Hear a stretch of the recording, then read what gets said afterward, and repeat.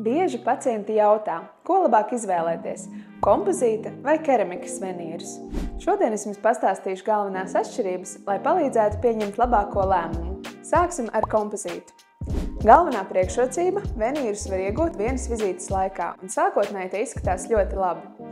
Taču ar laiku tie maina krāsu un kļūst matēti. Tas nozīmē, ka nepieciešama regulāra pulēšana. Tātad atkārtotas vizītes pie ārsta un papildu izmaksas. Kā arī, ja venīri atrodas tuvu smaganai, tie var veicināt iekaisumu, jo uz matētas virsmas vieglāk uzkrājas aplikums. Un vidējais kalpošanas ilgums ir aptuveni 5 līdz 7 gadi. Savukārt keramikas venīri ir ilgtermiņa ieguldījums. Tie saglabā savu krāsu, gludo virsmu, neskrāpējas un izskatās dabīgāk. Keramika ir arī draudzīgāka smaganām. Šie venīri kalpo pat 10 līdz 20 gadus.